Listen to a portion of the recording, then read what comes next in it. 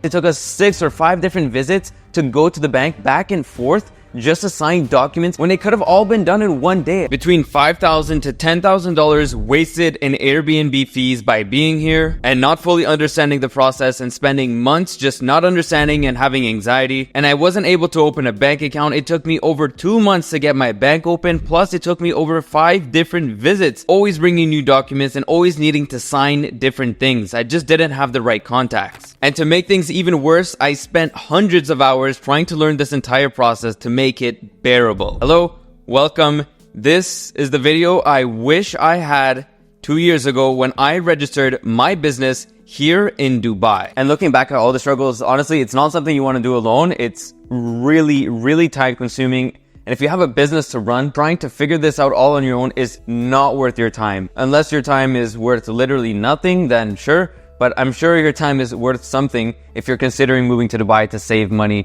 in tax. So if you want to watch this video, great. But please know that there is a link down below so you can learn exactly how to actually set up your business in Dubai.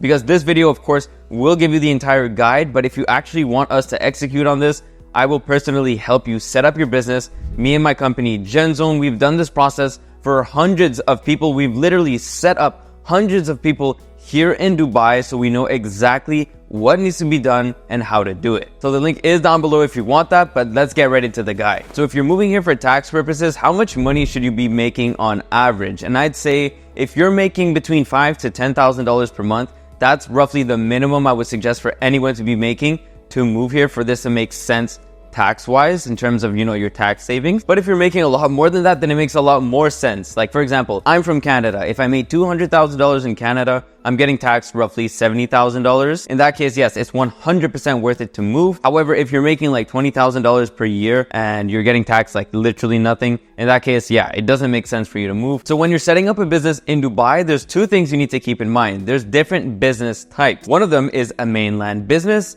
and the second is a free zone business. So you might be wondering, what is the difference? So to make it very simple, if you have a digital business that's providing a professional service, so like marketing, consulting, anything literally in the professional space that's digital, that is good for a free zone. But if you have a physical business, for example, you want to open a barbershop, you want to open a physical store, in that case, you will need a mainland business. So please keep that in mind. It's very important to know this. Now, most people that are moving to Dubai end up setting up companies in a free zone. And if you've done any research on Google or on the internet or watched other videos on YouTube, you've probably noticed that there's a lot of options. There's literally over 40 different free zones. And a lot of people wonder, what is the difference between the free zones?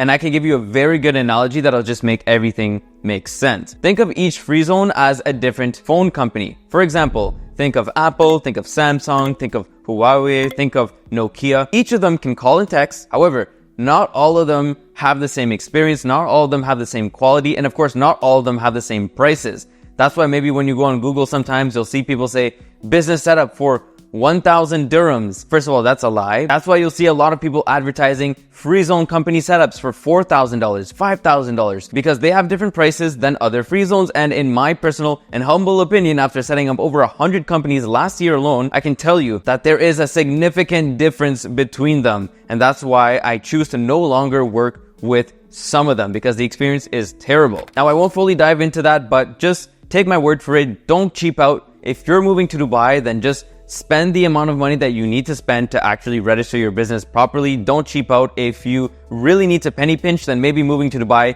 is not the right fit for you just yet. Also, one thing about these different free zones is you do not have to work from where that free zone is registered. So for example, let's say you register your business in Dubai, but you wanted to live in Sharjah or you wanted to live in Ras Al Khaimah, then not a problem. You can go and live in those places, but have your business registered in Dubai. You could literally even live in another country if you wanted. The point is, you don't have to work where your business is registered. But I mean, in most cases, most people will work from Dubai because it's the best city in the world. Now, when you want to set up a company in a free zone, it's really straightforward. The only document you need is a passport scan. You don't need bank statements. You don't need to put any capital into the company. You don't need to prove your education, prove your degree, unless you structure it incorrectly. And that's why a lot of people have issues with this process, is because they don't structure their company properly. And I can't possibly dive into everything in this video. It wouldn't be possible. So that's why we provide the service to people. But it's important to keep in mind that only the basic information should be required. So your passport scan,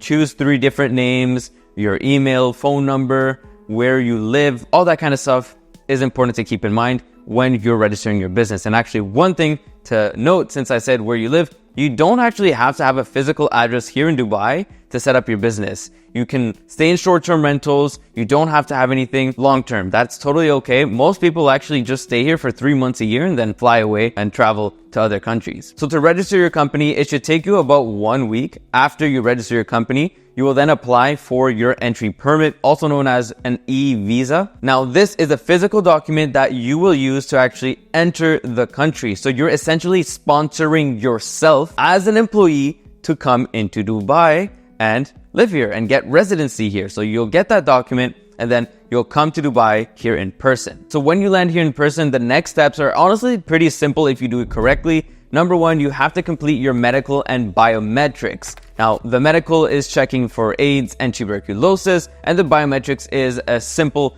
fingerprint scan and palm scan. After that's done, you collect the documents, you submit it to the government for residency, and 2 days later, roughly, you should have your residency issued. And after that, 2 days after that, you should have your Emirates ID delivered to you wherever you are in Dubai. And if you have any problems with that, my team would personally receive these for you, these identity cards, and then we would deliver it to you. And I say identity cards, but usually it's only one. If it's just one person, if it's 2 people, then there would be multiple. Once you get your Emirates ID delivered to you, then at that point, you're gonna go ahead and apply for banking. So personal bank accounts and business bank accounts. You probably have no clue how to do this, and that's exactly why we hold your hand through the entire process. We'll do the application for you, and we will connect you to our bankers in person so you can get your bank accounts opened in 1 day. Now, again, this took me so much time on my own.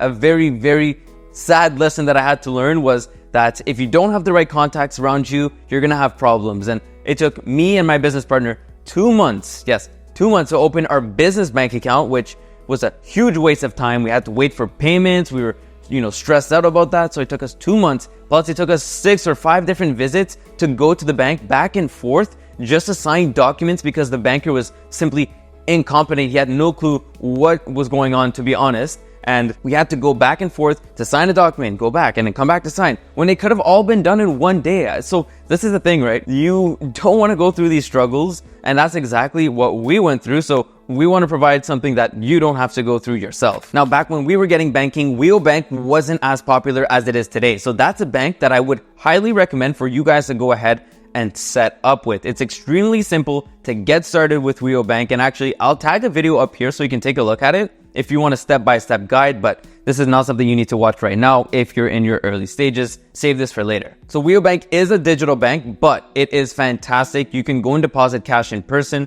You can withdraw money from any ATM around the world, and it is extremely user-friendly. In my opinion, the best banking platform for banking in Dubai for new business owners here in Dubai. So for both your business and personal account, you'll get checkbooks and you'll get cards so you can spend money. So it's really good, and you can even add it to your Apple Pay. Okay, so now that you've set up your business in Dubai, what are the expenses that you should plan on having on an annual basis? So for example, if you set up a business in Dubai with us, the year 1 cost will be $9,500. Of course, this might vary. It can go up, it can go down. Actually, at the time of this video, it's $9,000 because there's a special offer. But anyway, it can vary. And on an annual basis for your renewals, what should you expect to pay? Well, our company, we don't charge any fees on renewals. However, there's of course government fees, unlike in Canada or the UK where it's basically free. Here in Dubai, after 1 year, you have to pay to renew your business license. So that cost is roughly $4,600 US.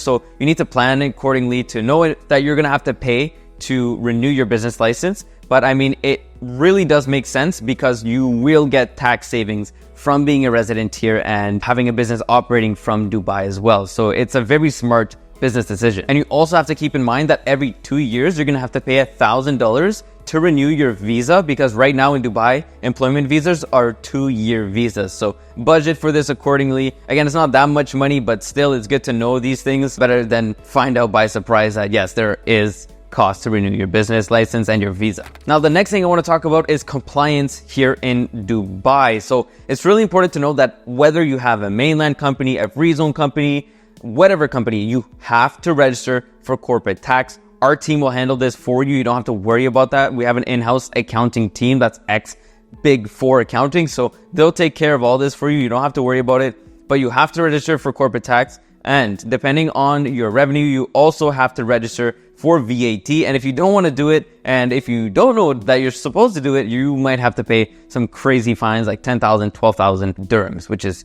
a lot of money, and even up to 20,000 dirhams. So you need to watch out for this and make sure that your compliance is all sorted out. Now you see Burj Khalifa behind me, and you might wonder, Kevin, how much money are you paying in rent on a monthly basis? And before I answer that, I just want to say that Dubai is very, very affordable. The only thing, in my opinion, that's not affordable is renting. However, everything else is really cheap. And honestly, if you compare rent prices in Dubai versus London or New York or Toronto or any major city in the West, then Dubai is quite affordable. So for example, this apartment right here is costing me about $5,000 per month. And before your jaw drops, please know that this is a short-term rental. So I am paying a premium, about $1,000 per month, more than what I would pay if I rented this out on an annual basis. But also, I'm living in the best part of Dubai. Like, it doesn't get much better than this right here. And if you wanted to save money, you can just go a little bit further out or in a different building in another area. An average rent price in Dubai would be between $2,000 to $3,500 per month. If you pay more than that, then you're just getting something more luxurious. So it's really depending on what you want. I've even seen some people with nice studios and apartments that cost about $1,500 per month, and even less than that in some cases. So it really depends on what your budget is, but you can spend as much money as you want, and you can spend as little amount of money as you want too. So it goes both ways. So it really depends on how you want to live. But if you want to see what I get for $5,000 per month living here in downtown Dubai with Burj Khalifa view, click this video right here.